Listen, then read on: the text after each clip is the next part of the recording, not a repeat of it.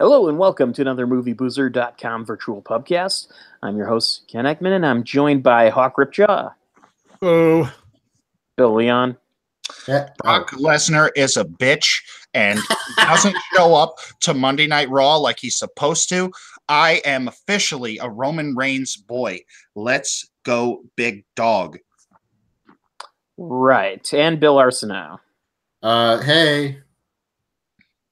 Hey, girl. Hey, girl. I think I just derailed all the momentum by making a wrestling joke.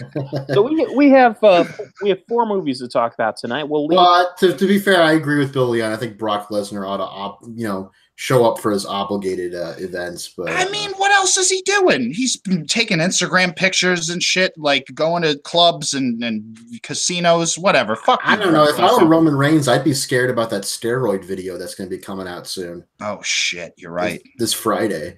Yeah. Oh, did that guy? That guy said Friday. He's going to put it up on YouTube Friday. Yeah. Oh shit! This is going to get interesting. So I don't know what truth there is to it. I don't know if he's a scam artist or what. But I'm a Roman Reigns steroid truther. It's like being a 9/11 truther. That's a very specific conspiracy person. Like you're like that guy in that meme where he's like sitting in a park with a table and it's got that banner like "Convince me otherwise." Oh shit! This is a great way to start off a movie review podcast, by the way. Right. Sorry, Ken. Go ahead. Is he there? Did he leave? We got 4 movies tonight. And is this Ken? I was just waiting to make sure, because I'm gonna let you finish. A couple weeks ago, we opted to not talk about movies, or I guess last week we opted not to talk about movies, instead to talk about the Oscars, which were way more interesting than any of the movies that came out 2 weeks ago. One of those I saw, and that was the Eli Roth remake of Death Wish starring Bruce Willis. Is it a remake or is it just an adaptation of the movie? If that's the same thing, right? Is that the same thing? Can I take a stab in the dark here and say is it a remake that tries to update itself for the modern times, like a la like if you took the original Death Wish and put it through a filter and that filter is Taken? It's not Taken. It's okay. A vigilante movie that shares the same title as a 1974 film. I get more of Taken from these trailers that I've seen for it than I do anything Death Wish. No Taken whatsoever. I would say okay. I would say altogether there is less than 10 minutes of action in this entire movie. Oh. And being fair, the original Death Wish also did not have a lot of action per se. It was there were some death scenes, but most of it takes place in like the last 20 minutes of the movie. Right, but that makes it all the more compelling in that movie. Not just that, but also because he's not really being a vigilante for saving other people. He's just shooting. He's bait for criminals. And then he just kills them if they try to commit something on him. He's literally being like a serial killer. Yeah, he kind of does that, but then that leads to one of the problems in this movie is that there's not really an escalation of violence. There's not you would think that his attacking criminals and being a vigilante would kind of draw the ire of the local crime organization. And the movie kind of goes in that direction, but it's one of those areas where you can tell where Joe Carnahan's original script kind of got derailed a little bit. Like, I think that maybe I would love to read his original script. I would absolutely love to do that because if you've ever watched any or read any interviews with Joe Carnahan on Death Wish, he is salty about the new one. Yeah. Am I right in my assumption that in this Death Wish, he hunts down the people that actually did hurt his family? Yes. Because in the first Death Wish, you never see those characters again. It's just him against all crime in general, which I always thought was an interesting, an interesting concept. In it really enhances the serial killer aspect of it. And then he doesn't care who he kills; he just cares that they're bad. Yeah, I mean, it's kind of both. The movie tries to have its cake and eat it too. He does go after the original killers, but also will kill anyone else like there's a kid in the hospital and he's been shot, and Bruce Willis is like, "Who did this to you?" And the kid's like, "Oh, it's the ice cream man." And the ice cream man is a criminal that I guess he has kids deal drugs or something, and then Bruce Willis goes and kills him for killing a kid. So it's vigilante violence plus revenge violence, but doesn't really go all the way on either one of them. And also in doing so kind of loses track of itself, because a vigilante film would kind of make a little more of a question of the morality of doing that. And a revenge film is completely into its own idea of violence and justice. Mm-hmm. And that's one of the big things that this movie is causing a lot of, well, not a lot of, because nobody watched it, a little bit of political conversation in terms of gun control and gun violence. And if you look at Death Wish on Twitter, you'll see a lot of people saying like, "Oh, I'll go see this movie if it pisses off liberals." Oh, and God. I think it's like this big thing about a pro-gun movie.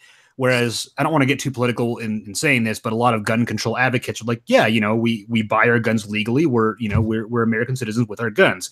Well, the first time Bruce Willis profitable. What?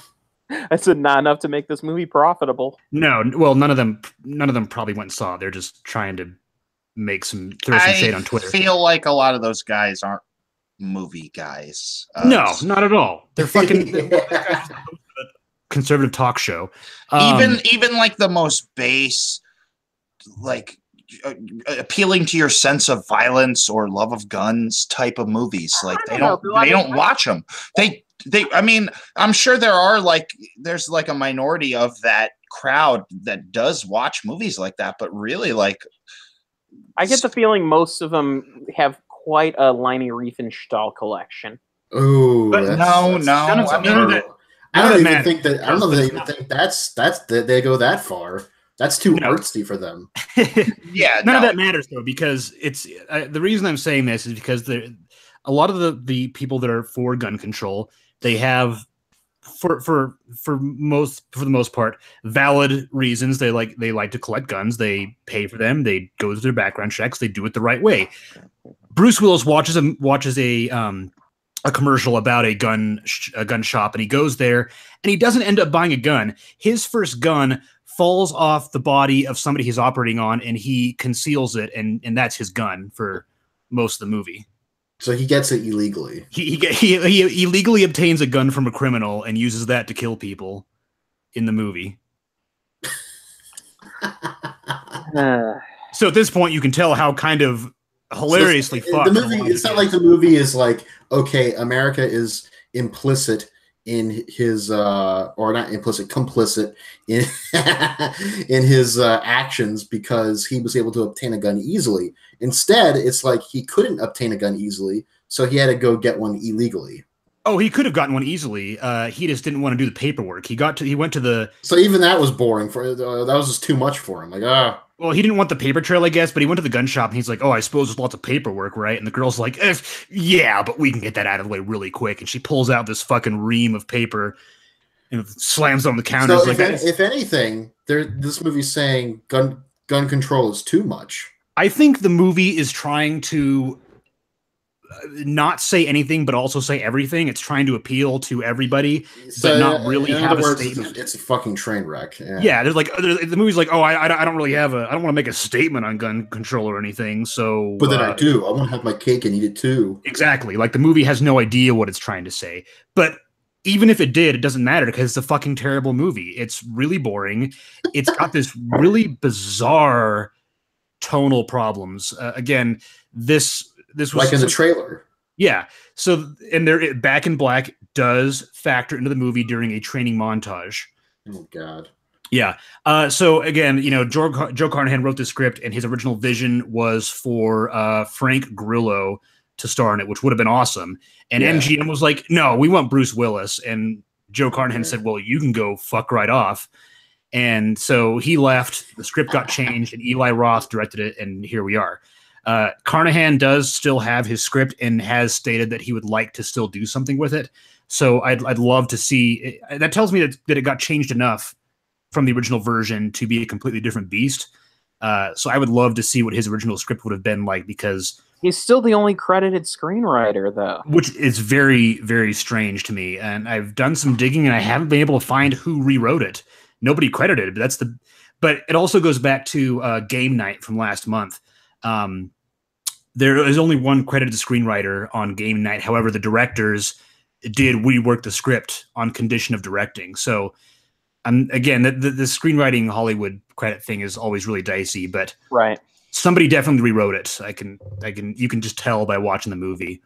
So, as someone who has seen not just this Death Wish, but all 5 of the original Death Wishes, I'm sorry, I haven't seen this Death Wish. I'm sorry. Okay. I've seen the original 5. It's not really a Death Wish. Okay, look. Death Sentence is a better Death Wish movie than Death Wish 2018. And I know Death Sentence is technically based on a novel from the same writer.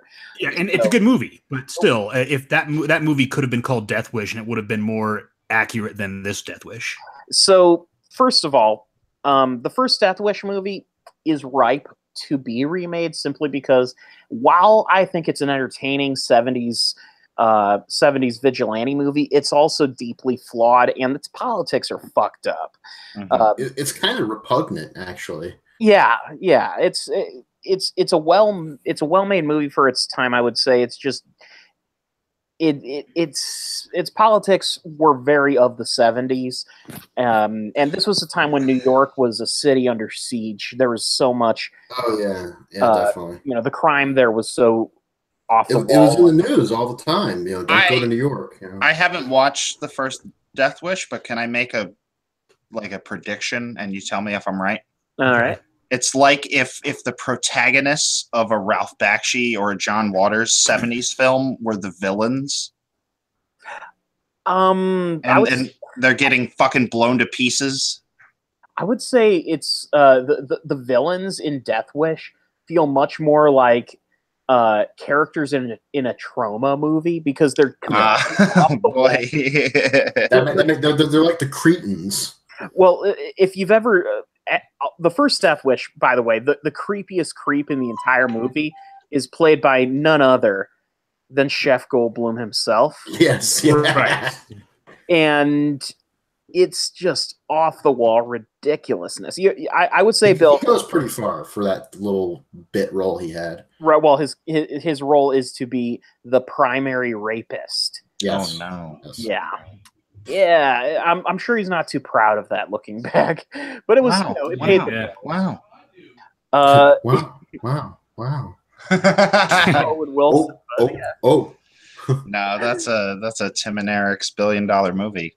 Yeah, I know. I will say that in this movie, Bruce Willis is slightly less sleepy looking than usual. He's like, wow, I'm finally in a big screen movie for the first time since, I don't know, G.I. Joe. And he's actually putting in a little bit of effort. What the fuck is this? You call this stuff cocaine? Oh, boy. I don't think so. Pal. I'm from Jersey. We got way stronger coke out there. I don't even get that reference. Yeah, I don't like Mark Wahlberg. Yeah, that was like I was trying to do like John McClane criticizing somebody offering him coke. That sounds like an actual line of dialogue from a movie, though. I want to say that's real. Listen, what the fuck is this? You feeding me baking powder here? I don't got time for this. That is Mark Wahlberg. I mean, isn't Mark Wahlberg like the final evolution of the Bruce Willis?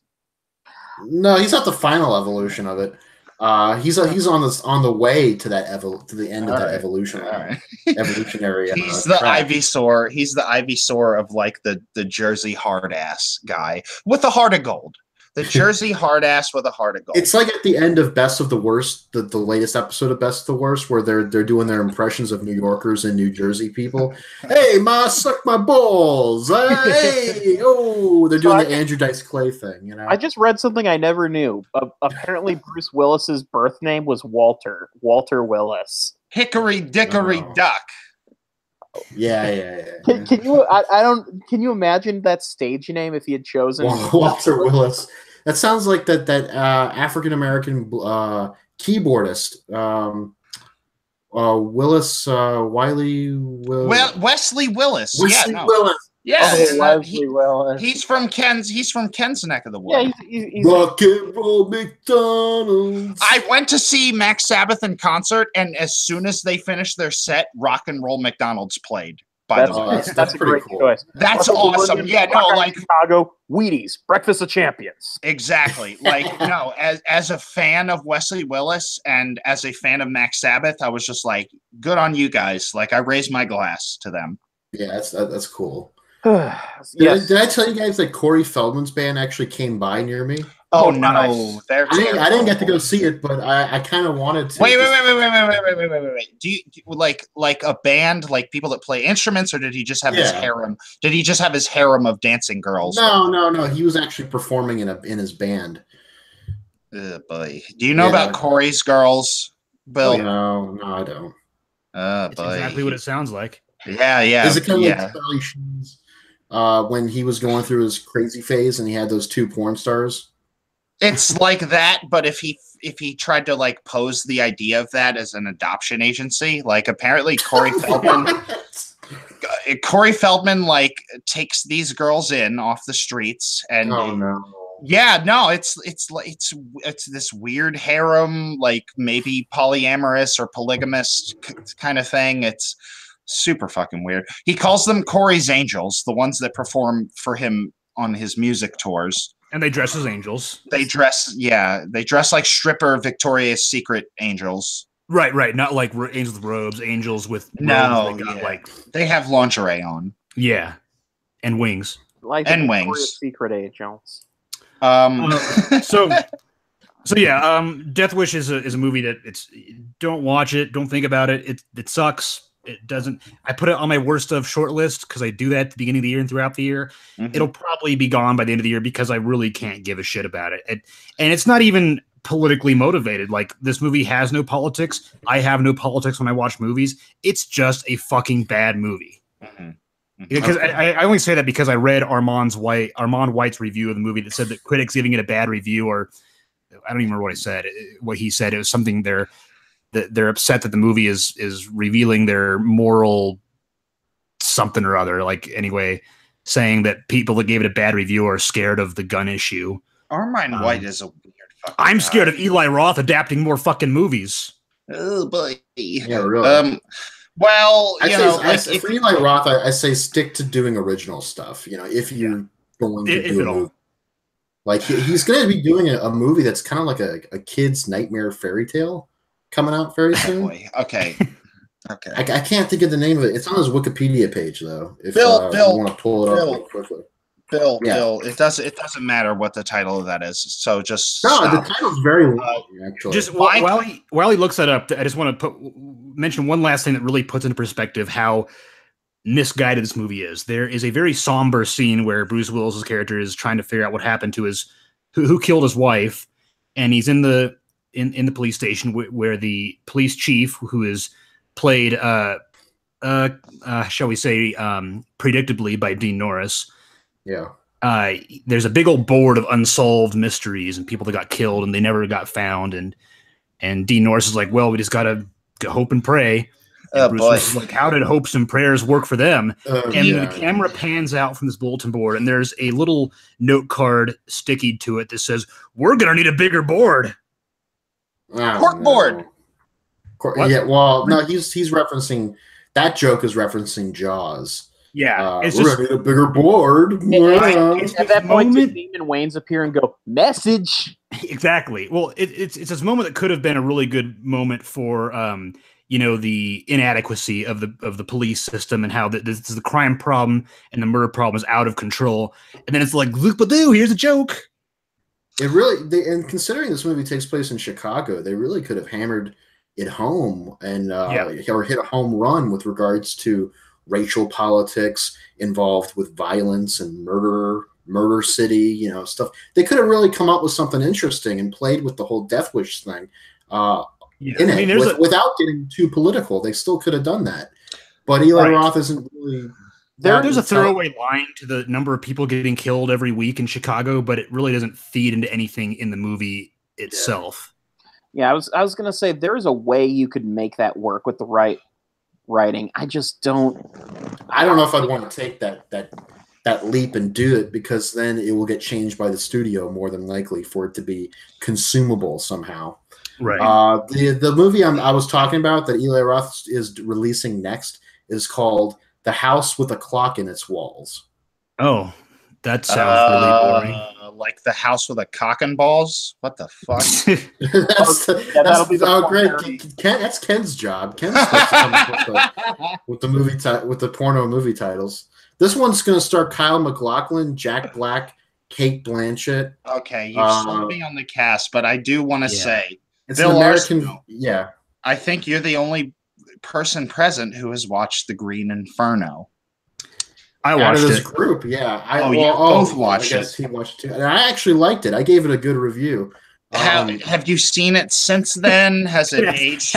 Has that review changed? Yes, that's exactly what I'm getting at. You are referencing my thoughts on Justice League. Yeah, Bill, I watched it a second time, Arsenault. Transformers: The Last Night. No, Transformers: The Last Night. I hated Transformers. I watched that last night, and I just saw it again. Shit, last night. No, but I mean Transformers: Age of Extinction. That movie I saw multiple times. Does Green Inferno hold up? I have no idea. I haven't watched it since I saw it in the theater. But no, I do respect Bill A's interest in rewatching movies and revisiting his opinion. Them. Yes. Oh yeah, I can't. I think that's cool. I know. But it is a funny thing to point out, because it's funny how opinions can change. But that's the cool thing about opinions, is that they can change. Yeah, absolutely. As long as go ahead. If anybody's that watches this show regularly keeps score, like, my opinions on movies change all the fucking time. Oh yeah, totally. Yeah, like I don't know, and I think you guys too. I actually just today was re-listening to our original review of Ghostbusters 2016, and some of you guys were like, yeah, there were good things about it, and then I re-listened to our recap of what we thought were the worst films of 2016, and we were like, Ghostbusters. Ghostbusters fucking sucks. Yeah. Oh, my opinions did not change on Ghostbusters. They should. I think in the initial review we were nicer to it than we. Yeah, I think, admittedly, I'm gonna go out on a limb and say I was inspired to be extra careful and walking on a bed of nails with that one, just because there was a lot of political controversy. There was a lot of conversation around gender roles in films and this and that. It's a fine conversation to have, but I will grant the movie the fact that it was off. They didn't get off on the best foot based on that. In terms of the public acceptance of it, and there were a lot of problems with that. My problems with Ghostbusters 2016 stand.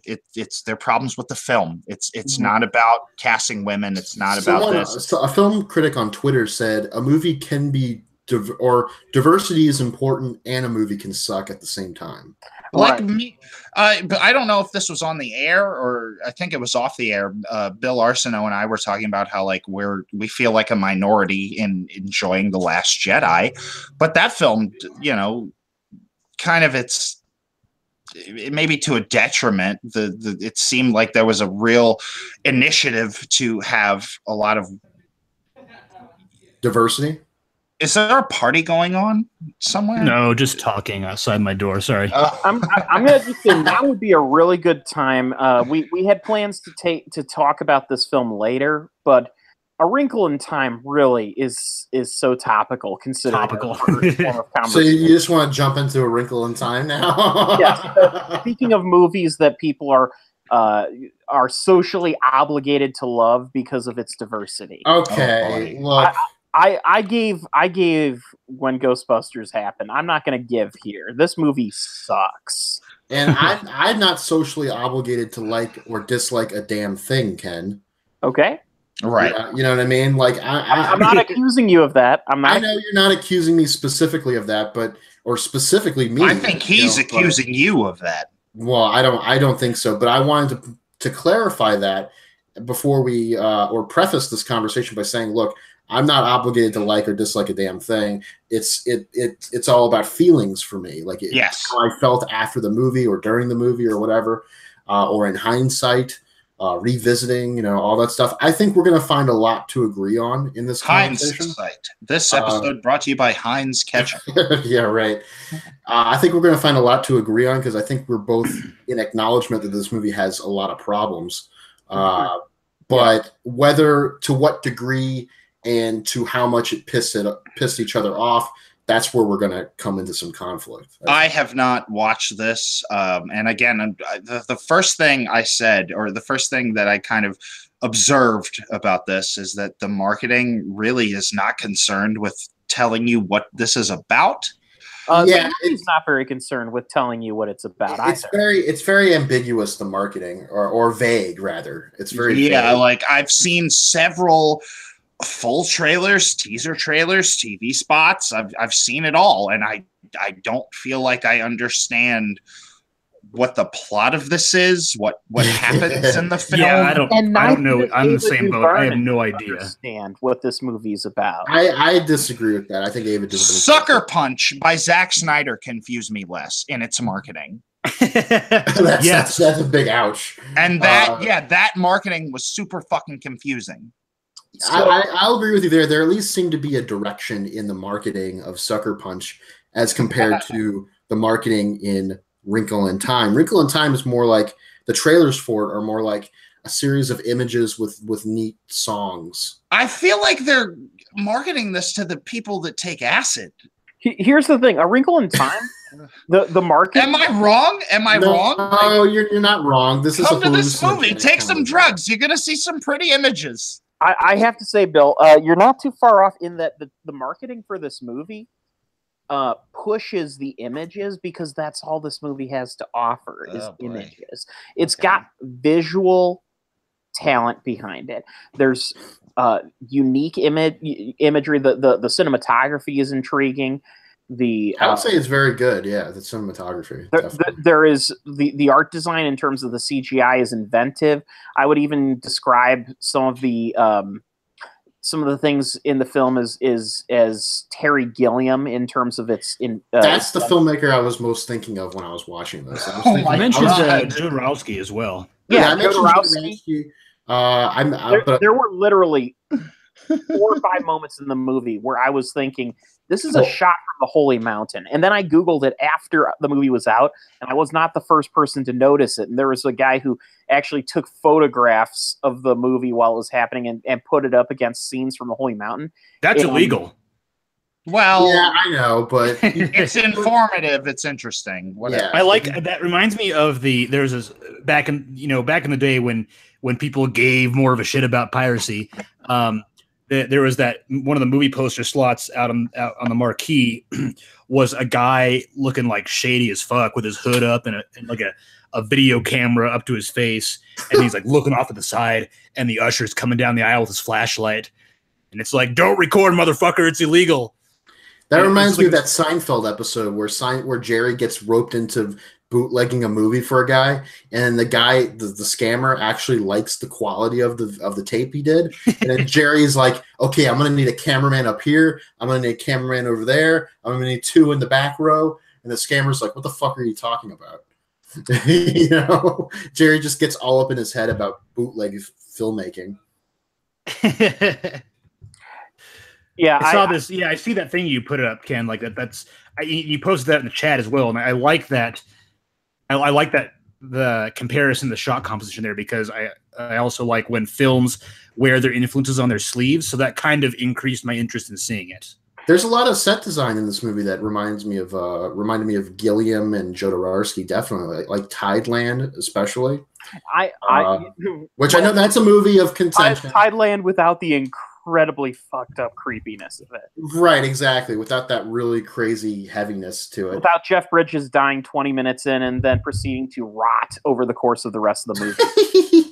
until he gets... That was an inspired choice. Until he gets mummified. Right. Not even mummified. They friggin' stuff him like a stuffed bear. Oh no! But you know what I mean. There's like this feeling to the photography and to the set design that kind of gives you the scope. You know what I mean? That kind of makes you remember those movies, and not necessarily the atmospherics of those movies, but it recalls those movies or those styles. Yeah. Goes, okay, that's where it was taking some influence from, or maybe it was borrowing a little bit, or it was inspired by, so that's kind of cool to see. And I laud the visual elements in this film. Costume design was intriguing, a little overwrought, but it could have worked in context potentially. Okay. I'm trying to be positive at first because I'm saving up. You're gonna. Can you tell us what it's about first? No. Actually, all I know is that Chris Pine is stuck in the universe, and Chris Pine is stuck in the universe, and only love can save the day. Have you guys seen? That's your synopsis. Have you guys seen this meme of Chris Pine in A Wrinkle in Time? The image of him next to an image of Gary from Team America when he is drunk, when he's drunk and he has the stubble. Yeah, they look alike. Yeah, they look alike. Too similar. Yeah, it's the hair and the beard and the stubble. Yeah, and also the facial structure too. Chris Pine looks like that guy. The Gary puppet in Team America is supposed to be like the chiseled, the all-American, Midwest boy goes out to Hollywood. Actually, he goes out to Brooklyn or New York, Manhattan. He goes to Off-Broadway. Off-Broadway. He's doing The Rent. Everyone has AIDS. Everyone has AIDS. It's called Lease, right? Yeah. Lease. So. Yes. AIDS. So I posted the image of that poster I was talking about. He didn't have his hood up like I thought, but that's what I was talking about. Where like that was back when anti-piracy was fear mongering. Yeah. Would you download a car? Yeah. Lights, camera busted, and it looks like fucking Steve Ranazizi, the goddamn guy that lied about being in the fucking Twin Towers on 9/11. Also, if you're recording a movie, would you hold the camcorder up to your fucking eyes like that? No, it looks like. I'd be a little more discreet about it. I'd be wanting to like hide it in a cloak or something. I mean, the screen turns for a fucking reason. Move it down. Not that I've done this, but do it better. Yeah. Listen, folks, I'm working for Regal Cinemas. We got a lot of tickets to sell to Wrinkle in Time. They're not selling. Every adult that buys a ticket, you get a shot of psilocybin in your popcorn. Hooray! Well, okay. Ken explained the plot thoroughly. Actually, he kind of, in a twisted way, Ken kind of did. In a wrinkled way? Hang on. The part of the movie's fault, and the movie talks about faults a lot, like faults in character and stuff like that. And those can actually be your strengths and attributes. The movie is also painfully naive and simplistic in a lot of places. Reese Witherspoon turns into a Pokemon. No, well, she turns into a giant flying leaf. That's a Pokemon. Yeah, okay, so she turns a salad wrap, I think. She turns into a salad wrap. Salad rat is a total. I want to point this out. This is a negative that I'll bring up, is that sequence made no fucking sense and had no purpose. Because literally all they do is move a couple of feet, and it takes like 20 minutes of screen time. Yeah, this movie, I have a slight prediction to make. Tell me if I'm right. This movie looks like Ava DuVernay was given a little bit too much of a budget and started to try to figure out ways to use it. Maybe. I don't know. I want to say like she used everything she could to tell the story she wanted, but I don't know if I said that right. Maybe not what everybody else wanted. Did I say that right? I don't know. I'm hearing it back in my head now, and it's not quite, If there's anything this movie accomplished visually, it was making Oprah look like divine. I just posted a link. I've heard of this. I saw this on Twitter. Looks very funny in this. She's like a giant at times. Specifically in the beginning, when we first see her, she's literally a giant apparition or celestial being. She's bigger than the other two, Mindy Kaling and Reese Witherspoon. And part of what I couldn't get over was the fact that these kids, Storm Reed, who gives a great performance, no matter what we were going to say about the movie in this podcast, I think she's got a good future ahead of her. she and her two friends, or her younger brother and her new friend that she just met, they're in this backyard, and these celestial beings appear, and they're not really all that stunned by them. They're just kind of like, they're not like wooden, but they're not shocked. They're kind of confused. Like, why are you here? They take it way too. They take it way too well. Yeah, it's funny you mentioned I'd be calling the cops or something. You know, it's funny you mentioned the child actors because I knew that the girl playing the main character would be good because it just looked good in her scenes in the movie. Like that looked like an honest performance. It was. Levi Miller. You see an actor in a performance, and you can't really unsee the actor in that role for a long time. Who was Levi Miller? The other kid, the friend, yeah, friend. Literally friend. That's the white kid. I don't really know. Out of it than you did, Kenny.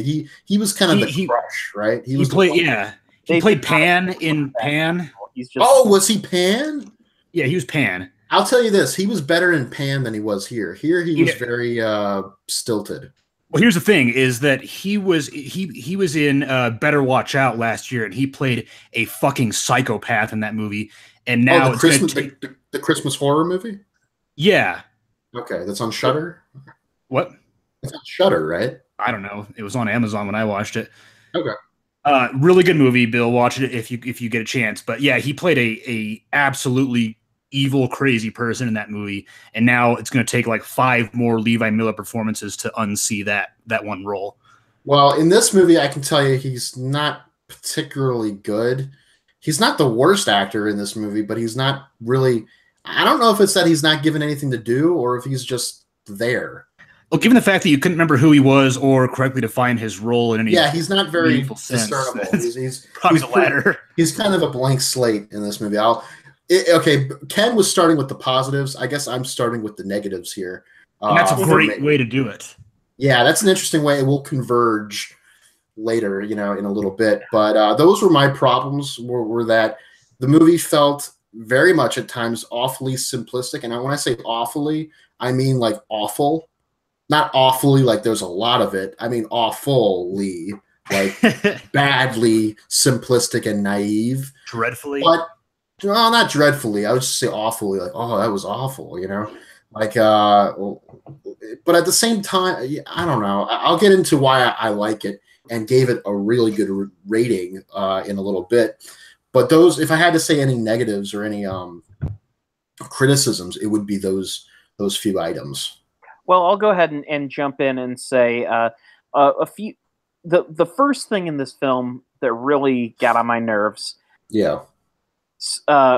Storm Reed's adopted brother, Charles Wallace, which, by the way, drink every time they call him Charles Wallace. Yeah, they never call him by his one name. It's always Charles Wallace. It's like hyphenated Charles Wallace. Call me by your name. Like John Galt in names like Atlas Shrugged. Yeah, well, it's not like John. If Galt was his middle name, then yeah. Okay. Yeah, Charles Wallace, whatever his last name is, Murray. Yes. Yeah, but no one goes by 2 names like that, and if they do, then they should be smacked. It's not Ricky their Bobby? fault. Ricky Bobby. Oh yeah, Ricky Bobby should be smacked. So yeah. Well, he shouldn't be smacked. His parents should be smacked for calling. Yes. Well, and the fact that he continues to, rather than just go by. It's like my parents. My parents should be smacked because I have a twin brother, and I'm William Robert. He's Robert William. This is true. This is a true thing, and it has screwed up our social security numbers. Oh no! It has screwed up college forms. Scholarship college forms. It's screwed up insurance claims and all this. It's made so many headaches and phone calls, and it's just they're like, yeah, we should be smacked for having done that. We weren't thinking that. So the kid, and the kid who plays Charles Wallace is pushing it way too far. Is going for cutesy child actor.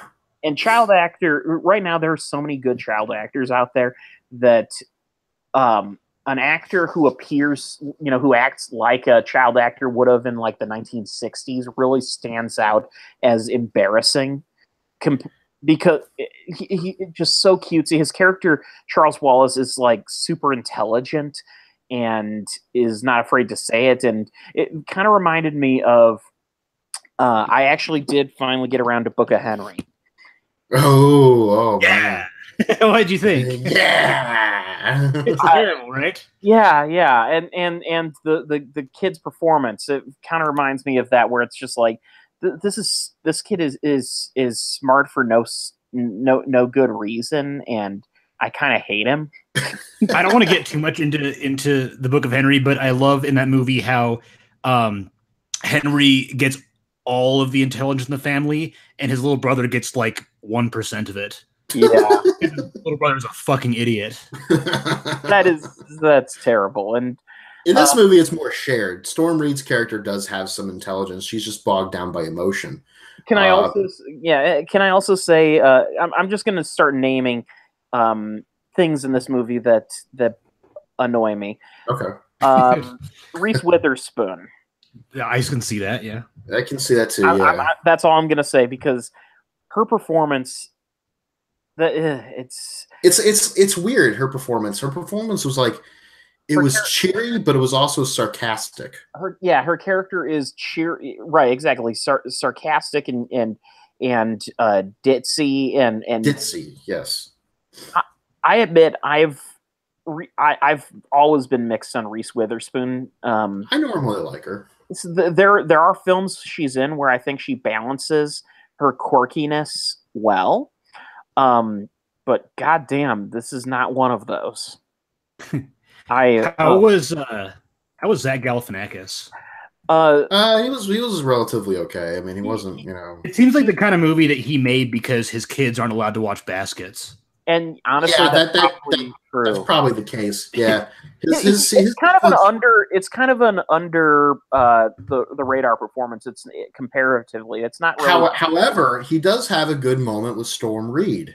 Yeah, they have a good back and forth for the little bit of time they're in, and he kind of ends up having a genuine emotional moment, even though he's a small character that really doesn't have that much to do. I think the thing that keeps me from completely dismissing this movie, hands down, is it does ultimately have a heart to it, and it's clear that the Ava DuVernay really wanted to make a good movie. I just think that she will either, I don't know whether it's her fault or the studio's fault, but someone lost sight of the vision that this movie should have had. Well, the movie, to say another, negative or nitpick or whatever, the movie had weird ADR moments. Oh god, that felt like they were reshots, or you know what I mean, like that. It felt like they threw it in there because they forgot to have the person say that, or because they wanted to go back and be like, okay, we need the person to say this line. Yeah, anytime a character speaks off screen, it's ADR. Yeah, the sound to it's painfully. It's not mixed very well. Yeah, it just reminds me of one of my favorite on-screen ADR moments in Evil Dead 2: Dead by Dawn. Workshed. Or watch out for snakes. That's my favorite. Yeah. So what are some other annoyances or criticisms you would have? All right, so and this one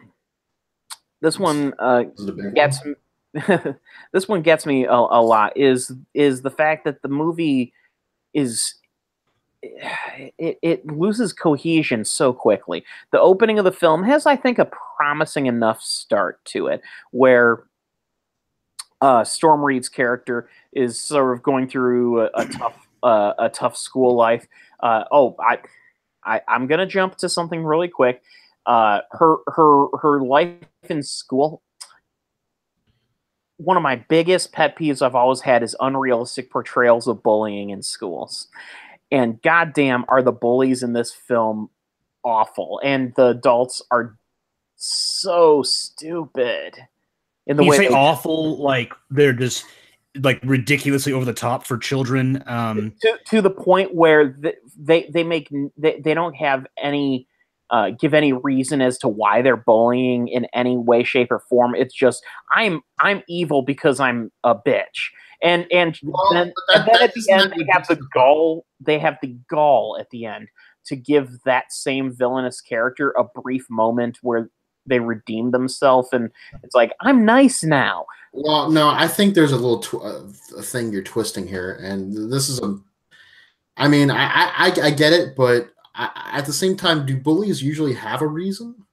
You know, aren't bullies just bullies sometimes? Like, I mean, in this movie, the reason for that was given anyways was she's being a bitch, and she found a weakness in Storm Reed's character, which is her father is missing. And so she's going to pick on her relentlessly for that and look cool subsequently. I think you're kind of using a double-edged sword here. There is usually a motivation for a kid to bully, right? And that revelation it comes later in the movie when we see in kind of a weird montage sequence about the darkness in the universe taking over Earth. Which was a little that simplifies. It was way too simplistic. I'll give you that. It was way too simplistic. However, it did go and kind of explain itself in being okay. It attacks people's minds by making hearts by making them more jealous and making them more angry and unreasonable. What they try to hint at towards the end of the film, which feels to me like retconning, is that at one point this bully girl used to be friends with Storm Reed, and that after her father disappeared, she withdrew from the friendship, and now she's mad at her. That's something they kind of at the end try to hint at, and it was they also suggest that the bully actually herself is going through some shit too. They at the end. It was more like in the middle. They show a quick couple shots, and then at the end they kind of fully do it. But in those quick couple of shots, we see the bully, looking at her image, like in the mirror, and like, okay, I need to lose more weight, and she already looks good. But for a little kid, she doesn't have to worry about her image right now. Anyway, oh boy, she shouldn't have to. But she's concerned about that. She's like, okay, I gotta eat less. I gotta do this. I gotta do that. I gotta be perfect. I gotta, and you can see she's under a lot of stress too. And so you see these other characters that have, been established here and there, and you see the things they're going through in their personal lives, and you get the only real, I guess you could say, motivation for the white boy character, who's just this plain blank slate throughout the film. He's literally the I'm your friend now. Yeah, really. I just met you. We're not kidding going on an adventure together. We're not kidding about this. He literally just shows up. Oh. He's in the playground where the kids are playing, and he sees Storm Reed stick up for herself against the bully.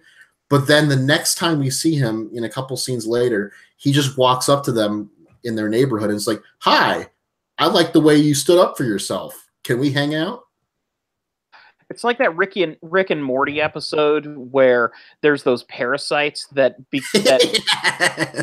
leech off of your memories, and so it's like suddenly, oh, Uncle Dave showed up, and everyone loves Uncle Dave, right? It's kind of like that, yeah. It really is. It's really peculiar. I thought he was going to be like another one of those celestial beings that just kind of showed up, because I thought that maybe that was the explanation for him being so weird. But then it turned out that he's just a bad actor in this particular movie, or that Ava DuVernay didn't really give him the time of day or something. I don't know what the case was with that, but that was a very big glaring spot right there in the film. I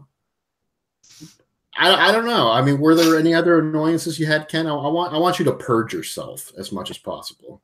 Well, I mean, as far as that, the darkness, the evil being, it's a little vague, isn't it? Cloud in the sky that it's a cliche that's not particularly that interesting. You have the Michael Pena shows up out of nowhere and steals the kid, and suddenly the kid becomes evil, and they don't really establish like why he would want to go along, and it's just. Oh, and suddenly Michael Pena's a puppet. Okay, I get it, symbolism, but where'd that come from? And I kind of like that scene though. I thought that was pretty inventive. How he just fell apart like a puppet. There's just a lot of little things in this movie that when watching, I was like, well, that was stupid. The flowers are the greatest gossips in the galaxy. Well, they kind of are when you think about it. Yeah, I mean, let's ask the flowers what happened. You mean literally? Hey, flower, what do you think about? Well, what do you think about the Knicks?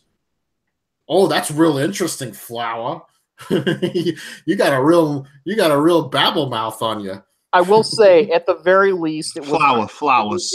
It was not as dumb as a few years ago when we discovered the truth that bees can recognize royalty. Oh, yeah, Jupiter Ascending. That was a special movie in a different way. That was bad, but that was bad good. I gotta tell you that Wrinkle in Time made me kind of nostalgic for Jupiter Ascending, because at least that should be your pull quote right there. It makes me nostalgic for Jupiter Ascending. Yeah, because at least Jupiter Ascending.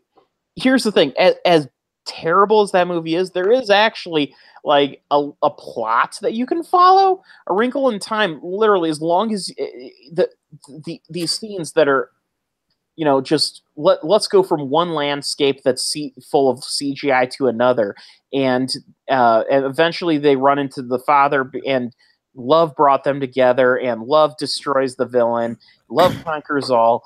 Blah blah blah. Which, by the way, that is the anti. You were saying Terry Gilliam. The antithesis to Terry Gilliam's Brazil was Love Conquers All, to the point where the studio tried to re-edit his film with that theme, and he fought them tooth and nail. I remember that, yeah. And so that is a trope that has annoyed me for the longest time, because, come on. Well, remember how Interstellar did it?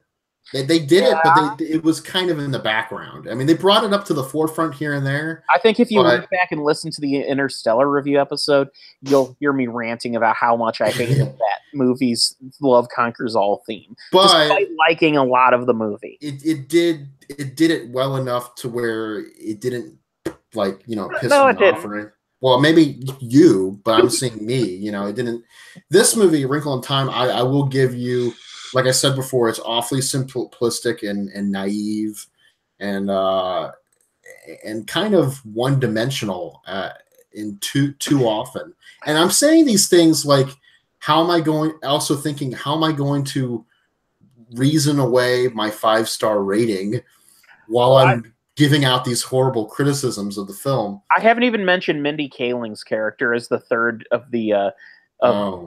The witches or her entire personality trait is, rather than speak for herself, she speaks in quotes that famous people have said, and until suddenly her voice comes back. And sometimes they're painfully obvious, like famous smart people, and sometimes they're like outcast because we need to be modern. And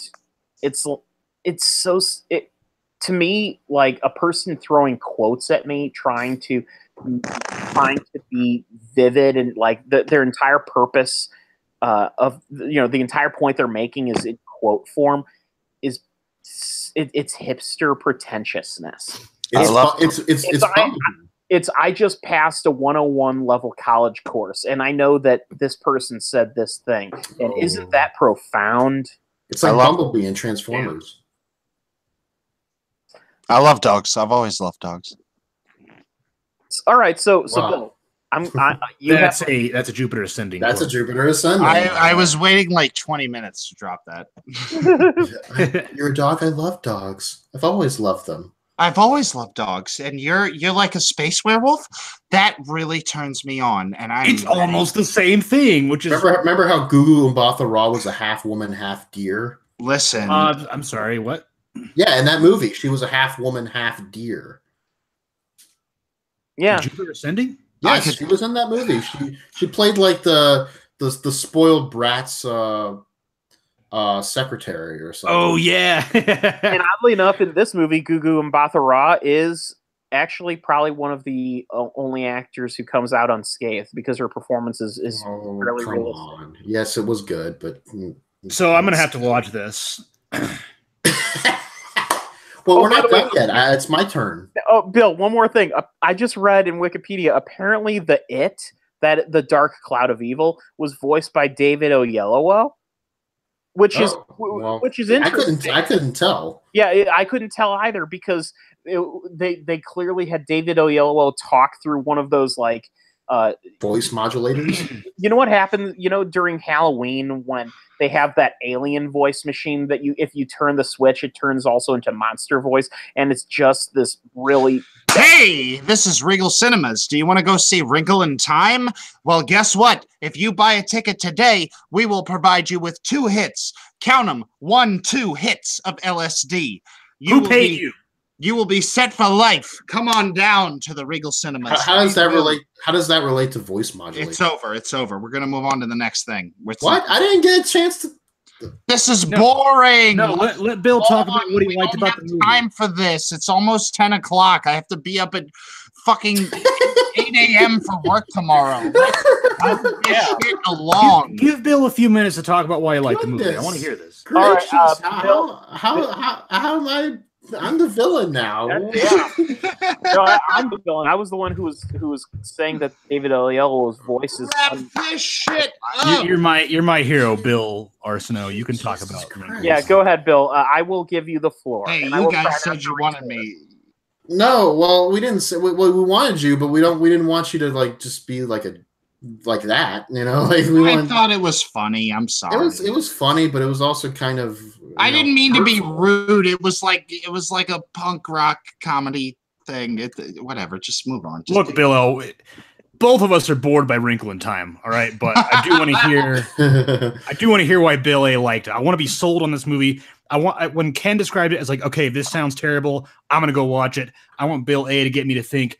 This sounds good. I'm interested in seeing it. There could be something, you know. You know what? Let's keep talking about how we're going to turn it over to Bill instead, and then never turn it over. Let's have Bill actually talk. So, Bill, talk. Okay. So, and then you guys cut me off. In doing this conversation and really getting to relive the movie a little bit, and I just saw it like last night. I was. You know, at first, I think my problem with going to movies and enjoying them is that I kind of enjoy them, enjoy the positives, and let the positives overwhelm me, even though there might be some negatives that ought to hold it back and give it a lower rating, perhaps a more appropriate criticism, maybe. However, I don't really see that. You know, I see that as a problem for some people. I don't see that as a big problem for me. I think that's a problem for people who maybe listen to me or read me, but that's their problem. You know, I don't see it as a problem. I'm living my life like fine. You know, right. But with regards to Wrinkle in Time, I felt this was good having this conversation and me being able to voice some nitpicks and some negatives, because when I was watching it, I definitely was acknowledging these things. But what sold me on the film ultimately and made me give it such a high rating, and granted, this might not make my favorites list of the year. It'll probably make my overall favorites, like, you know, like the top 30 or 40 or however many I end up liking.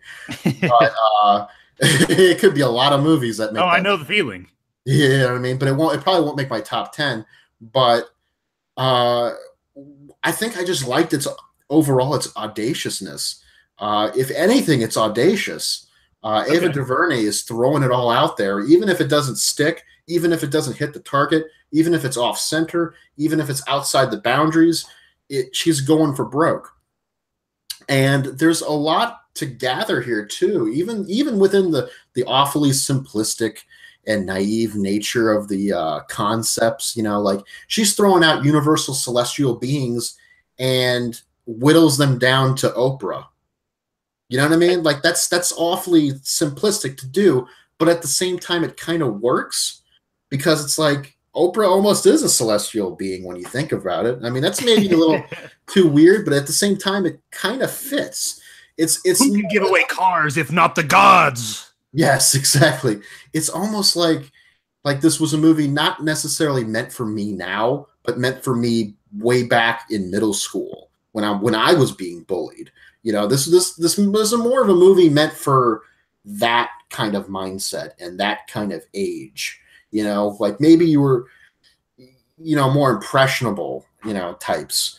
I really loved the like I said, we were talking about the inspired and influential visuals of the film that were, you know, taken from different places, like your Jodorowsky's, your Gilliam's, you know, all these places. I felt were very cool. And on top of that, I love the fact that this movie was not afraid to use the word love. You know what I mean? Like sometimes I kind of get creepy crawly when I hear that word. Like sometimes whenever my mom tries to hug me, you know, like whenever we see each other or whatever, like I kind of take a step back. You know, I don't like to be touched all that often. But this is a movie that doesn't really care about that. It cares more about embracing people. Mm-hmm. And I think that that's a very important thing and a very good thing to have in a movie, especially a movie like this. It's very open-hearted. It's very good-hearted. I wrote in my letterbox rating that the universe remains a mystery by the end, but not so cold as it was at the start.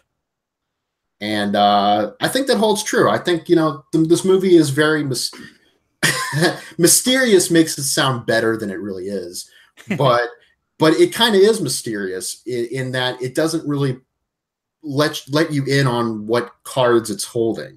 You know what I mean? It doesn't show you them, but it lets you know it has a good hand and it's willing to, you know, reveal it slowly. And maybe by the end of the game, you know, maybe you won a little, maybe you lost a little, but you're still kind of there, you know, and you're still with people. If that makes any sense. I don't really know if I'm making any sense right now, but no, what I'm trying to get at is it's just a very warm movie, and no matter its flaws or its faults, and I don't like to use the word flaws when it comes to movies.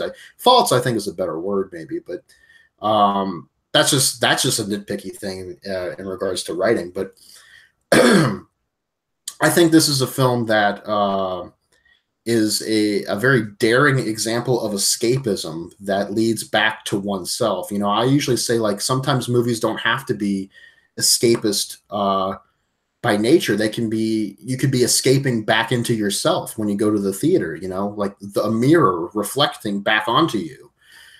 You know, you think you're going to escape your outside life, but instead they're throwing it back in your face, and you get to understand yourself a little bit more by the end.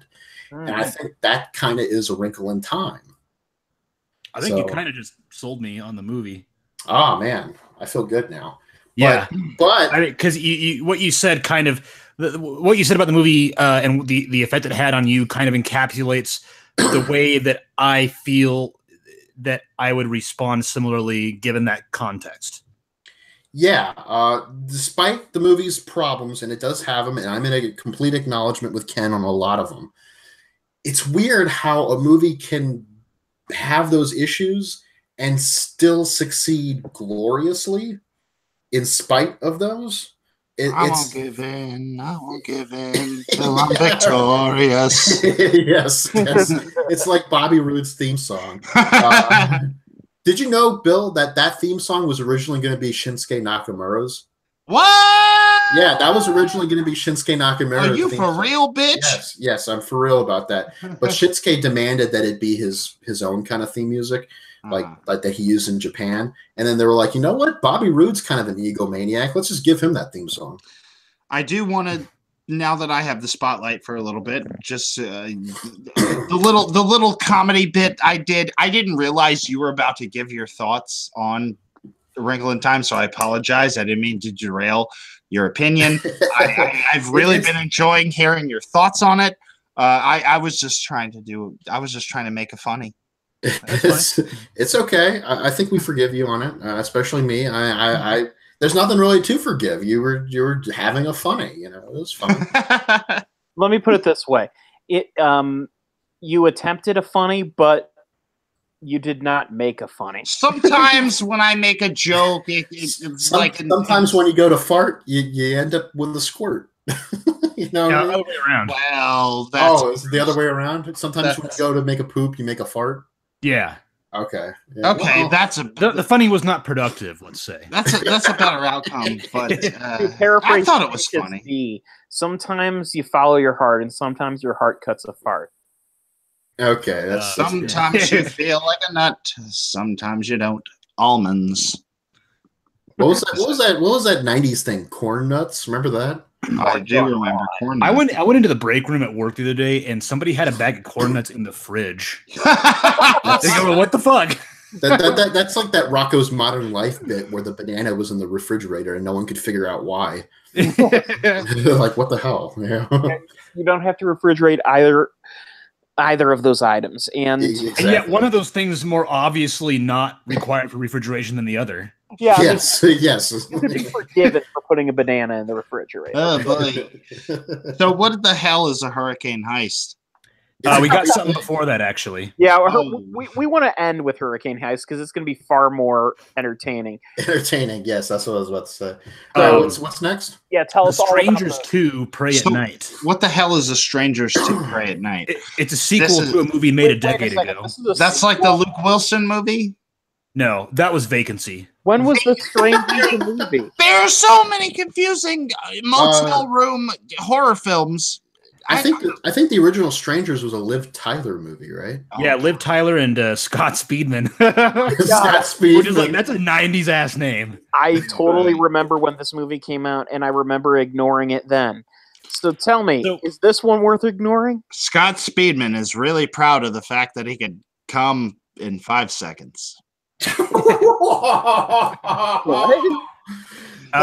also not in this movie. He's a Speedman. He's a Speedman. So you know. I get you. Okay, all right. So actually, the first Bill, stop trying to explain the joke. We understand. We get what come means. He ejaculates fast. Move on. All right. The original Strangers was actually, when I saw it, was a pretty effective horror movie. It came out in 2008. This movie kind of pioneered the in its era the home invasion film. It was for its era. What? I said for its era. For its era, yeah. I mean, it was kind of like the new resurgence of that genre, and it was very scary when I saw it and I was younger, because it was just this couple in a house, and these people were terrorizing them. And then one of the biggest moments of the movie was, Liv Tyler's like, "Why are you doing this?" And one of the invaders says, "Because you were home." And that's very scary because you get this like, they're not targeting me. It's just I happen to be a victim of these people. And that kind of in itself is kind of a scary thought, because there's no reason for me to think, right, that anybody would want to hurt me other than the fact that they decided to hurt me. So that's kind of fed into what made that movie scary.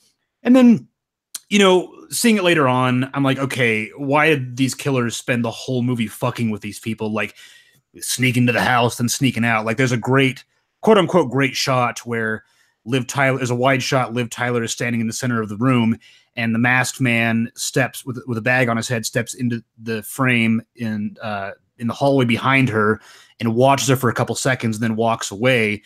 And it's like, ooh, spooky. But later on when I'm thinking about it, I'm like, why? It's not scary to the character because she doesn't know that he's there. It's scary to the audience, but that doesn't really give you a connection to the characters. It makes a good shot. What? It makes a good shot. Makes a good shot. It makes for some visceral horror, which is kind of what drives a lot of The Strangers 2. Now, The Strangers 2 is an interesting movie that I have a lot of mixed thoughts on, like I stated before. For starters, this is completely beholden to the John Carpenter era of slasher movies. It's got the synth soundtrack. It's got the zooms on the characters when they're looking around. This movie's as 80s as fuck. And it's kind of a great style for absolutely no reason. And it's probably the best part about the movie. It opens up on this family that are they're going to this trailer park they're on their way to a boarding school because the daughter did something bad and now she's going to boarding school. And that's the first problem with the movie, is that you don't really know what she did and you don't know why they're going there. You just know that this whole family is they're shitty people. And that immediately makes it very, very hard to give a shit about them because they're badly written. They're extremely unlikable. And you have no reason to hope for them to survive through the movie. Because they've, Scott Speedman and Liv Tyler in the first movie, it's like, he proposes to her, she refuses. They've got some problems in their marriage, but they still really love each other, and maybe they'll figure it out, and that's something that you want to root for. But in this movie, the daughter's just a total asshole. The son is a dick. The parents are terrible parents. At one point, the two kids leave the trailer they're at, and the parents are like, oh, maybe it won't be so bad when she goes to boarding school and the son goes to college. Then we can fuck on the couch like we used to. Oh God! Is that what they really say? These terrible parents. Like, they're all really unlikable characters. We could fuck on the couch. Great way to set up a how romantic. Well, they said do it, but we all know what they meant. Yeah. No, I know, but I mean, like, how romantic for them to fuck right? Exactly. So, they're at the trailer park, and it takes place in a trailer park. Well, that's an interesting part about this movie is that they filmed it in an abandoned town and brought a bunch of trailers in and just filmed it at 2:00 in the morning for almost the whole movie. Oh, wow. Get up at just the middle of the night and film the movie in these dark night scenes, which is kind of neat. So in the first movie, it was 2008. Smartphones were not a thing. They just had flip phones and stuff like that. And then at one point, Liv Tyler's phone gets thrown into a fire and she's like, oh my God, I don't have a phone. Which is kind of, you get this isolated feeling. But now it's 2018, everybody has a fucking phone. Mm-hmm. And there's a part where, they're in the trailer and they're like, oh, let's have some family time. Come on, get off your phone, kids. Let's have some family time. I hate when horror movies have to have that scene that addresses the cell phone and it's thrown in so just obviously to tell the audience that they can't call. Yes. I think screenwriters, this is almost like the early age of cinema where actors hadn't quite discovered how to act small yet. In this case, screenwriters haven't quite discovered how to write a script where cell phones are still available, but horror is still present. Right. And that's a good point because they don't even really do a good job of this explaining this because the kid, so they're talking and then the daughter who still really hates her parents, she leaves the trailer and the parents are like, son, go talk to her. Like, just please, can you go talk to her? We don't want to deal with it. She just want to talk to us. Just go talk to her. And so he leaves. Now both their phones have been left in the trailer. And then the parents end up leaving as well to go look for them because they've been gone for a while. And since they've all left their phones on the counter, they leave without their phones. Now, if your kids have been gone for a couple hours, you're going to take your goddamn phone with you when you go to look for them. But they don't. And then when they get back to the trailer, all the phones are smashed, and there goes their form of communication. So that already is a very lazy and ineffective way of establishing that trope of not being able to call anybody. And then when they get back, the phones are smashed, and then they're already being hunted by the killers. This leads to a series of jump scares, and there's the part where, earlier in the first movie, sorry, let me backtrack a bit. The director made the first movie. There's a scene at the beginning where this stranger, comes to the house, and she's like, hey, is Tamara home? And they're like, I don't know who the fuck you're talking about. There's no Tamara here. And then she leaves, and then the strangers come and attack them. And that's just kind of like, there's not really an explanation for why the strangers do this, except for the director had this happen to him when he was younger, and it freaked him out. Like, somebody came to the house, asked for somebody who was not there. He said no. He closed and locked the door, and then the next morning he heard that a home had been broken into and burglarized. So now he uses that trope in his films. That director only wrote this film, but he uses that same trope of the girl coming to the door and saying, is Tamara home? But it's in 2018, it's kind of dumb. It's like, no, fuck off. And it doesn't really feed into anything else. I have a home security system, and I will call 911. Get off my property. Yeah, exactly. Get off my lawn. Yeah. And Smart city, bitch. Oh, no. And then it just kind of goes from there. There's a lot of jump scares, like bang, bang, bang, bang, bang, somebody at the door. Oh my God, that's scary. and then the strangers kind of show up and attack him, then leave. It's a lot of really generic horror stuff in the first half of the movie, and it's very boring and very shitty, and I was really, really hating it. And then the second half of the movie happens, and it kind of just gets better from there. Like the movie just builds up goodwill as it goes on, and when it gets to the very end, still not a very good movie, but honestly kind of fun. And a lot of that comes down to the soundtrack. Every death scene is set to an 80s rock song. There is a very good scene, like in all bets aside, this is a legitimately great scene. A swimming pool in the trailer park, it lights up, there's neon palm trees and everything reflects really well, and there's this really intense fight scene in the swimming pool that ends with one of the characters getting stabbed several times in the back. Please, and the blood. Please let me get what I want. Actually, it's better than that. Oh, okay. So no Smiths in this movie. Yeah, it sounded like you were doing Morrissey. It's better. So he's laying in the pool, and the blood is kind of clouding out around him. This entire scene is set to Total Eclipse of the Heart. Oh, Jim Steinman. It's kind of awesome. Jimmy Steinman. I like that. Okay. And it's a very effective scene. It's exciting. The song works really well. It's diegetic. It's playing over the loudspeakers in the swimming pool. It's a great scene. You just used a really specific adjective, diegetic. So which has to do. Explain it. Go. Okay, so in film, there's diegetic and non-diegetic sound. Non-diegetic sound would be the score, like in Avengers, they're fighting and you hear the orchestra swell, and it's really exciting music. That is non-diegetic sound because it doesn't exist in the actual world of the characters. The characters aren't hearing it. Diegetic sound is sound or music that exists in this world that can be perceived by the characters. Very important, very fascinating. For me, it was Lindsay Ellis, the YouTuber that put me onto those terms. Mm-hmm. So like she does really brilliant video essays. She really does. Yeah, I would agree with that. Yeah, I think she's really come into her own since she went independent. Oh yeah. I think she really kind of has a bias against Channel Awesome at this point. I've heard a lot of people who have left. I can't blame them. I've heard stories, like I've heard real horror stories from the likes of Alison Pregler talks about. This is not related. Let's get back to The Strangers Pray at Night. Let's get back to the movie. It's a horrible. There are some really bad jump scares in this movie, like the banging on the door and stuff. But then there are some really good ones, like the two kids are on the couch talking to each other, and all of a sudden, this pickup truck just comes plowing through the wall. There's no screeching of violins. There's no loud sound. It is just this goddamn truck slamming through the trailer because the guy in the mask, the burlap sack mask, wants to kill them. And that was a pretty good scene. He's like, fuck it, let's just drive a truck through their trailer.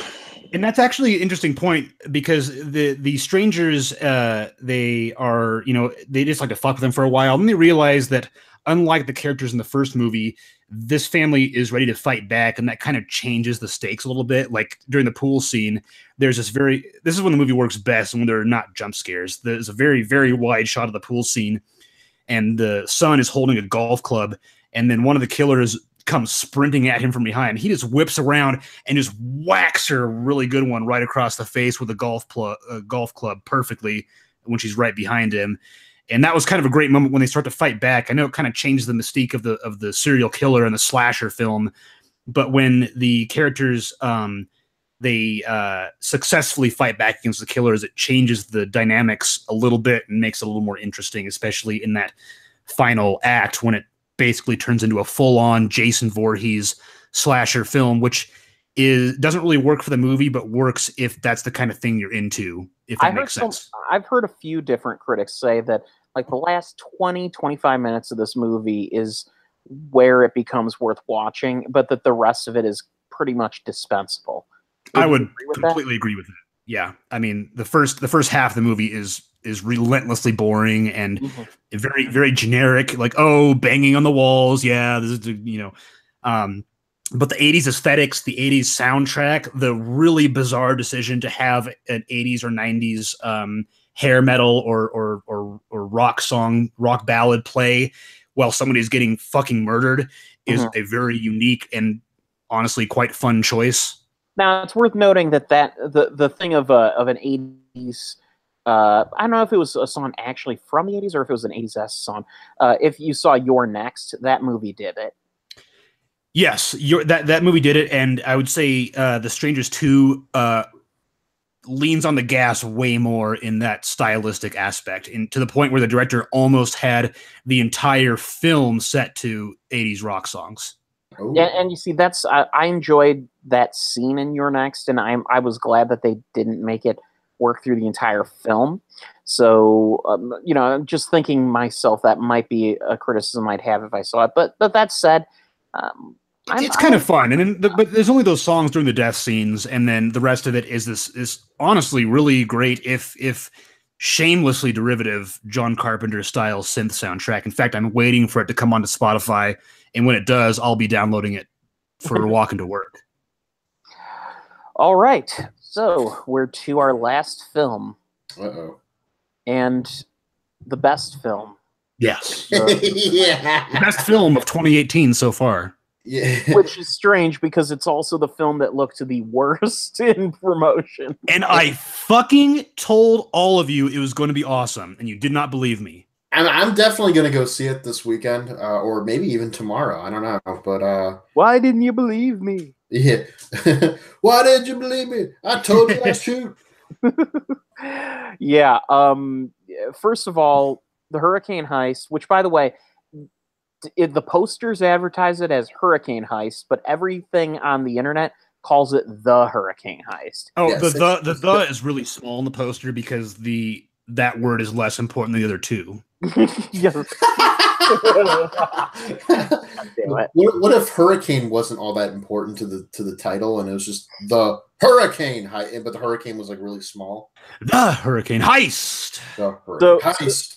So the director of The Skulls and Dragonheart, as well as Stealth and The Mummy, The Tomb of the Dragon Emperor. Okay, Fast and the Furious. Yeah, can we focus on the important ones? Fast and the Furious and Triple X. Triple X.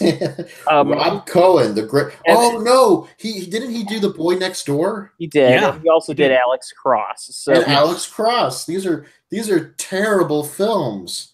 But The Boy Next Door is a movie that convinced me that Rob Cohen is absolutely in on his own joke. Yes, he has to be. Well, The Hurricane Heist in particular is a movie that in every way is in on its own joke. It is a throwback to the mid to early 90s Die Hard in a blank trend. Yes.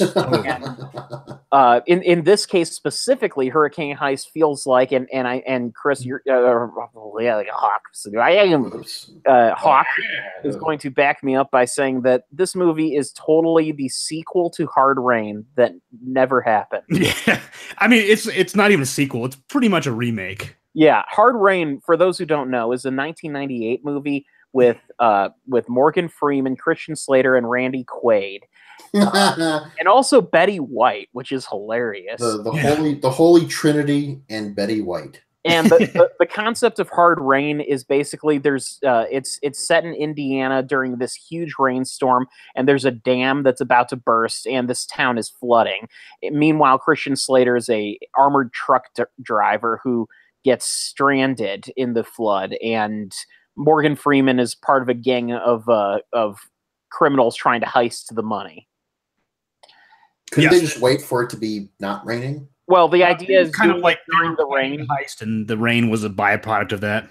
Yeah, exactly like Hurricane Heist. The reason for doing the heist in the storm is the chances of the authorities responding almost non-existent. But that's an important difference in the films, because Hard Rain, it's like, we're gonna do this heist, but it started raining.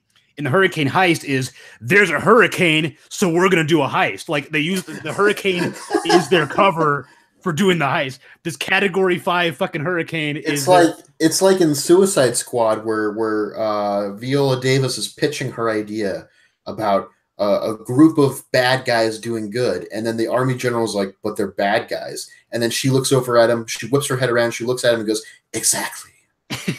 Yes. Like, what? Exactly. What? And now I can't stress this enough, though. If you have not seen Hard Rain, do yourself a favor to go see it. Do yourself a favor. There's so many. This movie and Hurricane Heist hit so many of the same beats, including a thing that's supposed to be a twist that is painfully obvious in both versions. I won't give away. Yes, but I would watch the Hurricane Heist first, and then watch Hard Rain.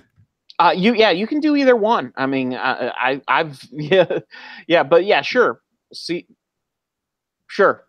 I mean, but I guess the similarities that there's not it's not like a beat for beat copy, but there are distinct plot beats that are so curiously similar that I put that as a drinking game in the Hurricane Heist review.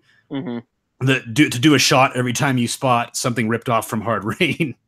Oh yeah. So anyway, the Hurricane Heist is about it opens on these two young brothers who are basically Walker and Texas Ranger from Talladega Nights, which is weirdly the second Talladega Nights reference of the night. Even to the point one of them is they're named Breeze and Will, and then Will, the younger brother, is like, Breeze, I'm gonna punch you in the mouth. And there's a hurricane coming, and Dad tells him to get to the house, and then a water tower crushes Dad, and there's a skull in the clouds, and just because it's traumatizing. And then they're grown up, and Will is a meteorologist in a Batmobile-looking weather vehicle, and Breeze is a hard-drinking owner of a very generic, non-specific repair shop of some sort. It is worth noting that, cartoony as it is, that vehicle is actually based on an actual vehicle that is used to study things like tornadoes and hurricanes. It's designed to do exactly what it does in the film, which is basically let a storm with its most dangerous winds pass over it undamaged. Oh. There are actually videos on YouTube you can find of there's a bunch of these different things doing exactly that, and so it does look weird. Like Tumblr from Batman Begins, though. Oh, totally. Yeah. So there's a Category 5 hurricane coming to town. Also, the Federal Reserve is preparing to shred $600 million worth of old bills, so they can print the new money. But these criminals have decided that they're going to steal that because the hurricane is here, and they can. It's a funny thing that at the beginning of the movie, there is the town gets evacuated, and that is a very interesting and creative use of the film's very low budget, because there are no extras in this movie at all, except in the first 5 minutes. And so by evacuating the town, the movie has no need to pay any extras to be in the background. Mm-hmm. So, right? And so the criminals want to steal the money, and Will and Breeze are like, hell no. And Maggie Grace plays a girl who is, working for the courier shredding the bills, and she decides that she wants to stop these criminals as well. The villain of the movie, he's it's funny because at the beginning they shoot all the guards using tranquilizer darts, and he's excited there's no bloodshed, and within like 20 minutes he takes a complete 180. He's like, I'm okay with killing people for the money. There's so much in this movie that is worth talking about and loving. Literally the only reason he begins the movie with the idea of being non-lethal is so that the movie doesn't have an R rating. Yes. And because that's the scene where a bunch of people get taken down by assault weapons, and of course the assault weapons are shooting darts that somehow make people fall down immediately, which darts don't work that way. It's been a movie trope for years. But yes. Yeah.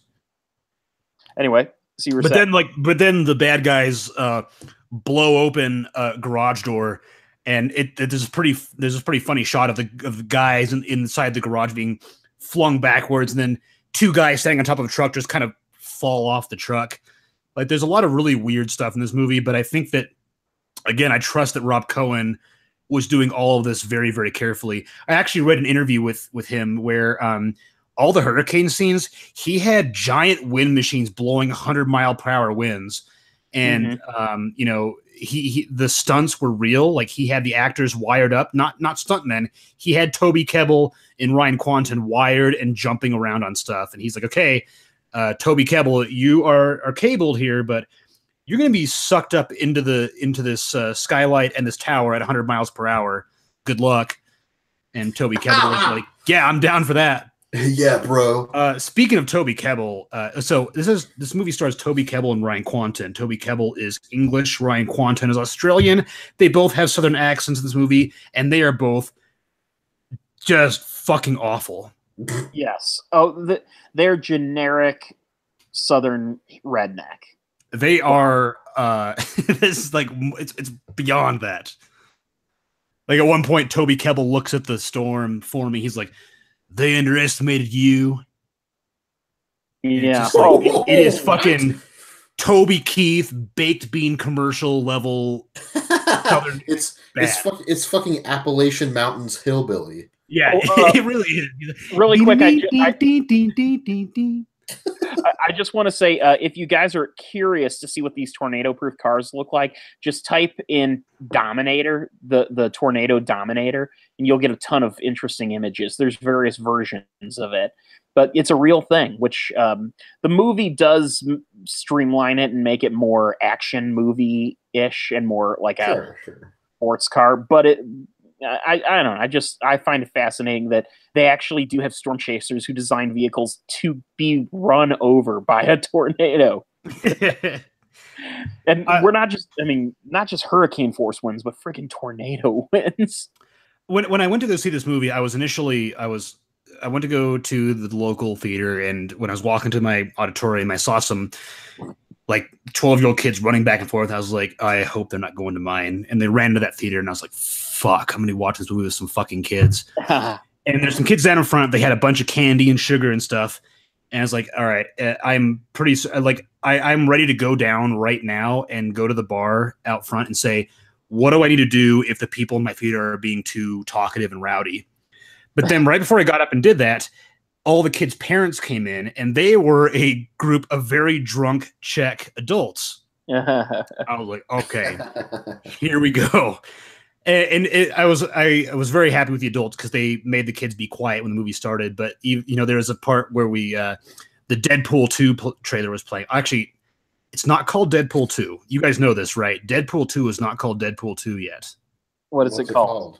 It doesn't have a title yet. Oh, okay. So there's a rumor that the movie's official title will end up being the unofficial Deadpool sequel. Oh, okay. Because if you watch the trailer, it doesn't show a sequel, or it doesn't show a title. It just says May 18th and then cuts to hashtag Deadpool, to find the Twitter thing. So it hasn't got a title yet. Anyway, one of the kids was like, oh, I so want to see that. Then his dad is like, you're not seeing that.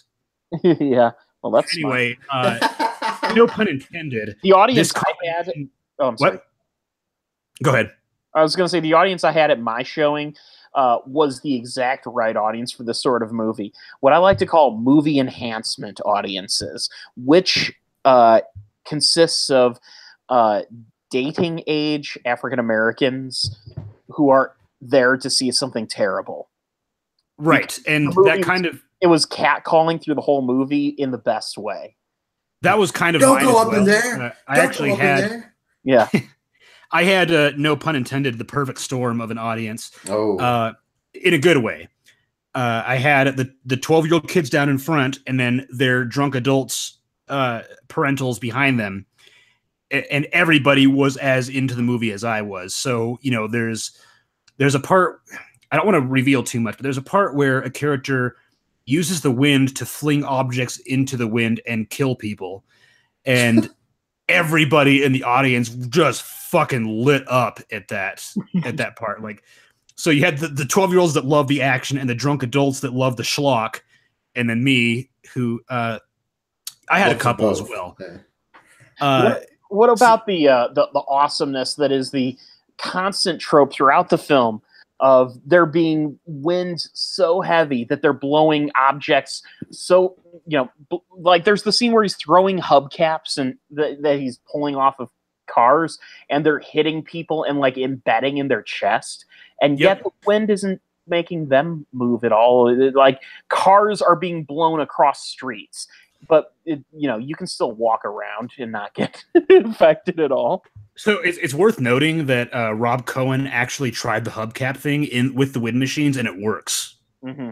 Oh, I'm sure it works, but it would also blow you around quite a bit too. Probably, yeah. But to go further, it's also like the wind, the whether or not the wind blows stuff around. Actually, there's a distinction between heroes and villains, where bad guys and cars and even buildings get knocked about and stuff by the wind, but the main characters run through it like it's a summer storm.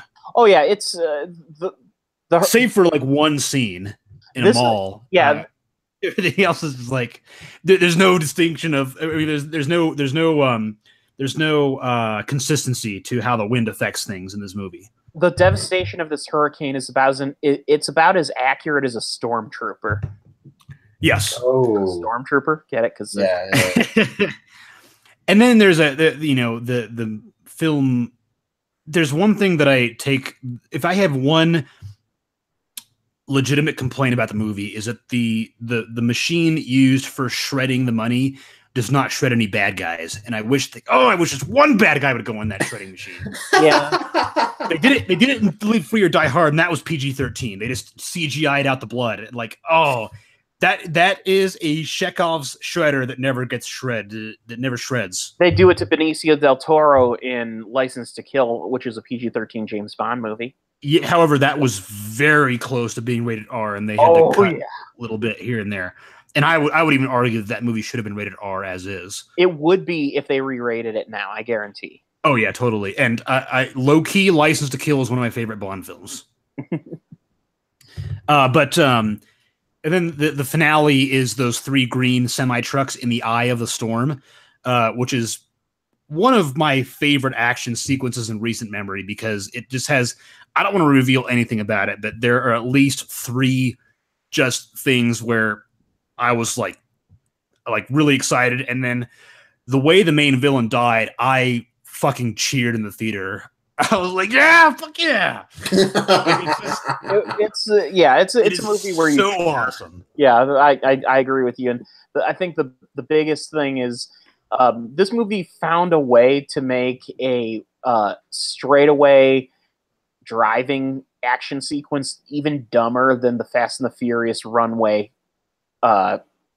driving. In Furious 6 or Fast 6? Yeah, where there's the runway that's about 40 miles long. Yeah, the Fast and Furious 6 climax on the runway remains one of my favorite action sequences of all time. It is perfectly done. I would argue that this found a way to be dumb and also strangely more believable than that. What about the fact where, just like stepping back from that a little bit, there's these 2 hackers, the hacker characters, who are dressed like they're going to a fucking ball. Yeah. Like there's a Category 5 hurricane coming, and the female hacker has this tight pencil skirt dress and high heels and tights and like makeup and really nice hair. Mm-hmm. Like they're not coming to hack during a hurricane. They are going to a party. Yes. Like and the other guy, her companion is wearing like a tuxedo or something. Well, maybe that's their gimmick. Maybe that's their personality. they're the bride and groom or something. I don't know. I have to give an actor, the main villain in this, played by the actor Ralph Ineson, he's an actor who he shows up and is awesome in so many things. You may remember him as the star of The Vavitch. Oh yes. And actually, we were talking about this off air in the Facebook chat. How I was watching The Last Jedi with the audio commentary track, and Rian Johnson mentions that Ralph Ineson has had a role in the film before it got cut. Mm-hmm. Oh, really? Who was he playing? I forget. He didn't really say who, but according to his filmography, it's Colonel Ansiv Garmuth. Which he pointed out that the woman that played his wife in The Vitch is a character in The Last Jedi. She plays one of the characters on the Star Destroyer. in the beginning. Okay. So, you know, it was like they filmed it mostly in Britain. So, you know, sure, studios there. So, you know, they use I like the Star Wars thing of just casting good actors in really, really, really non or insignificant roles. Like how Daniel Craig was apparently a stormtrooper in The Force Awakens. Yeah, he was the one that that Rey used her powers on. Right, she mind tricked him into letting her out of the thing. Right. Yeah, yeah. Okay. It's worth noting that the Star Wars films for years have had a lot of like very busy character actors appear in small roles. I was actually just listening to a podcast on my way home from work today. I'm a regular listener to the James Bonding podcast, and they had a episode where members of a Star Wars podcast were on, and they were talking about how many actors appeared in James Bond movies as like random bad guy who also appeared in Star Wars as like random general or something. Yeah. And sometimes I envy your commute to work. Oh, go ahead. Yeah, you're the big crossovers that you get though. You have crossovers with James Bond and Star Wars. You have crossovers with the Superman movies and Star Wars and James Bond, and you have crossovers with actually the key here, movies made in Pinewood Studios. Yeah, in London. Yeah, because Pinewood Studios. I guess maybe there were like 20 actors in England who just were in everything. Right. But you were saying about my commute. What was that? Sometimes I envy your commute, if not not your gas bill so much, but I live right behind the building where I work, and I can drive there in under 5 minutes and walk there in 10. So I can listen to maybe 2 songs from Run the Jewels, and then I'm at work. Gotcha. I don't really get much podcast time while I'm getting to work. Yeah, my commute is roughly on a good day 40 minutes. I would say 45 to 50 minutes is typical, and it's it's useful to catch up on podcasts, which are kind of an entertaining, unwinding tool for me. Oh, totally, yeah. But anyway, I want to just point out one very specific and amazing exchange of dialogue in the Hurricane Heist. All right. Where the character, well, first of all, the characters stop and take a pee break at one point. Maggie Grace's character and Toby Kebbell's character, and then they stop for a snack break, and they have some peanut butter and jelly sandwiches. Okay. And she's eating one. She's like, "Oh, is this Skippy peanut butter?" He's like, "No, I'm more of a Jif guy." She's like, "But this is Smucker's strawberry jam, right?" And he's like, "Correctamundo." That humans don't talk like that. No, they do not. And like, that's not. I'm not paraphrasing. He says the word "correctamundo." Some idiot wrote this. Two geniuses wrote this. Okay, all right. Yes. Yeah. And I actually said this in my review, is that the characters deserve, the screenwriters deserve either a Razzie or a pat on the back for this dialogue in this movie. What about a Razzie upside the head? Bill, you have not seen this movie yet, and you cannot I know. But I will be going to see it. I guarantee you, I will see it tomorrow or Friday or something. I mean, like, I think I'm just like I sold you on Wrinkle in Time. I think I'm sold on Hurricane Heist. Make no mistake, this movie is terrible. It is really, really bad. It's really fucking dumb, and it is really entertaining. Okay.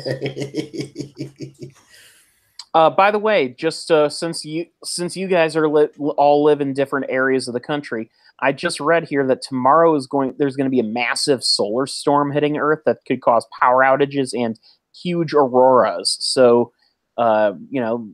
keep an eye out when it's dark. See if keep your eye on the sky. If I drive to Aurora, Colorado, will that cause a time paradox? Well, not specifically you driving there. Maybe it'll already happen just because it's called Aurora. Well, I could go to Aurora, Illinois, which is just 20 minutes away, and make the same thing happen. Oh, right, yeah. Colorado and Illinois have one thing in common. Aurora. How do they spell Aurora in Illinois? The same way. Oh, okay. Oh, how do they pronounce it? The same way? Aurora. Aurora. Okay, all right. Aurora. Aurora. Aurora. Yeah, Aurora. Okay. Aurora. David Aurora. Right.